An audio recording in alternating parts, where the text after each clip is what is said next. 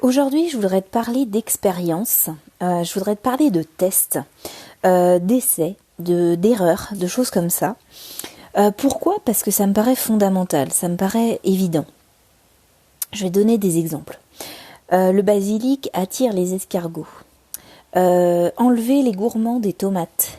Ne mets pas les concombres à côté des tomates parce que ils ne se supportent pas. Tout ça, c'est des choses que, tu vois, j'ai vues un peu autour de moi. Et l'autre jour, un ami m'a dit, j'ai mis des tomates et des concombres dans le même bac à fleurs.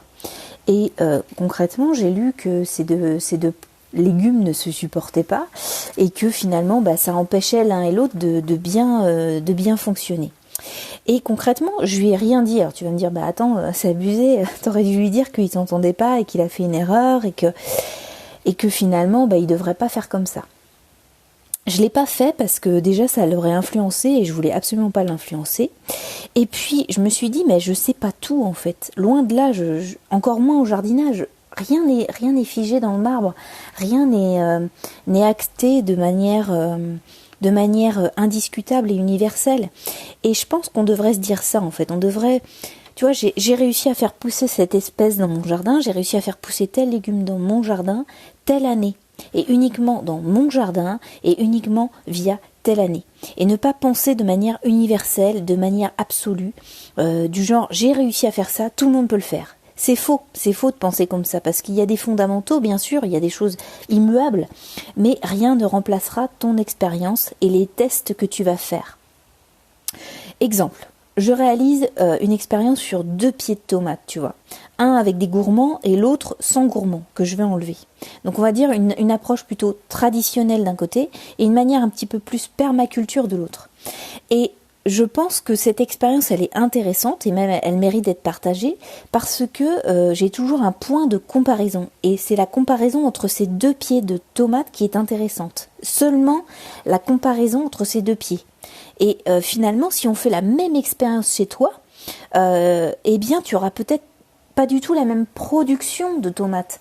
Et c'est vraiment ça qui est important. C'est que finalement, la même expérience prise dans un autre lieu, à un autre moment de l'année, à un autre, un autre climat, une autre saison, on n'aura pas du tout les mêmes résultats.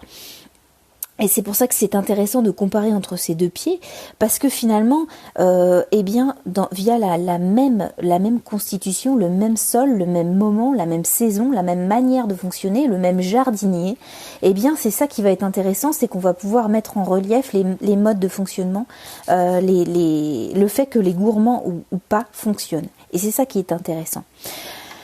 En plus de cela, s'ajoute un peu une manière cyclique de voir les choses, c'est-à-dire qu'il y a des années où par exemple les tomates ça ne marche pas beaucoup, ou un autre légume ne va pas marcher. Par exemple, je te donne un exemple, les radis pour moi cette année c'est compliqué, alors que l'année dernière ça marchait très bien. Et donc finalement, on se rend compte que y a des choses qui ne marchent pas des années, il y a des choses qui marchent mieux d'autres, alors que j'ai la même manière de fonctionner, je suis la même jardinière que l'année dernière. Alors certes, j'ai continué à lire des choses, mais dans ma manière de fonctionner, j'ai un peu évolué, mais j'ai pas changé de manière drastique ma façon de fonctionner. Et je pense que dans ce mode de fonctionnement, il faut accepter que on peut pas tout comprendre. Et la meilleure manière de s'adapter, c'est justement de s'adapter sans cesse, de remettre en question un petit peu tout, de tester, de faire ses propres expériences.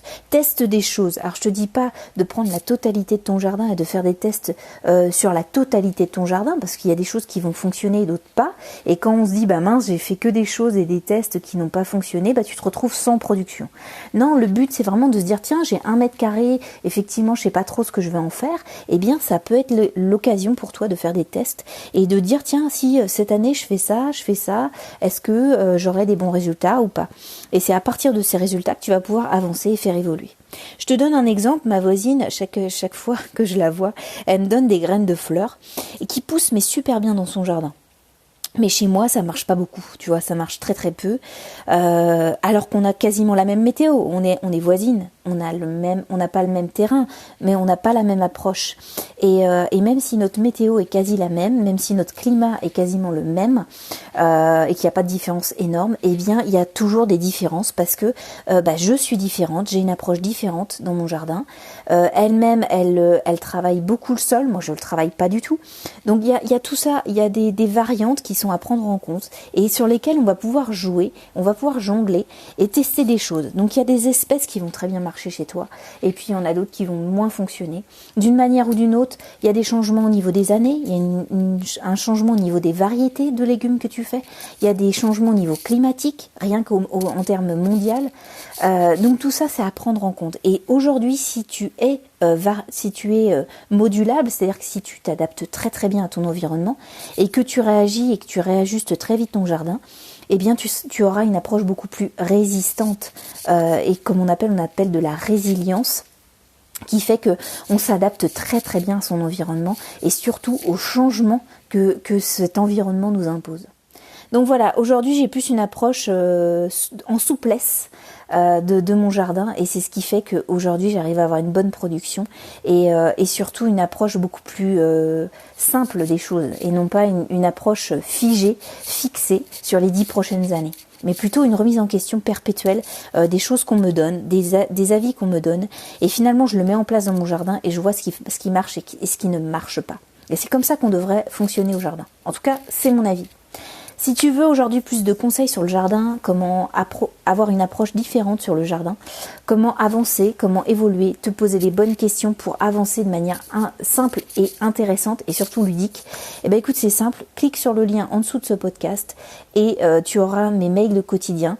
Donc c'est des mails sur lesquels voilà, je vais plus loin dans mes expériences, je te donne plus de conseils là-dessus et à partir de là, voilà, le but c'est que tu sois autonome sur ton jardin, que tu aies une bonne production, sans te prendre trop la tête parce que le but c'est pas que ça te prenne un temps de dingue, mais c'est vraiment échanger sur le jardin, tu vois, je t'apporte les fruits de mes expériences, comme ça tu gagnes du temps et puis à partir de là, tu as une super production. Si ça t'intéresse, tu cliques sur le lien. Si ça t'intéresse plus, tu te désabonnes. C'est hyper simple. De toute façon, moi, j'aime pas les systèmes qui me prennent trop la tête. Donc voilà, j'ai fait quelque chose de simple. Si ça t'intéresse, tu cliques. Si ça t'intéresse pas, tu te désabonnes. C'est hyper simple. Et puis, moi, je te retrouve demain pour de nouvelles aventures au jardin. Allez, jardine bien. Salut!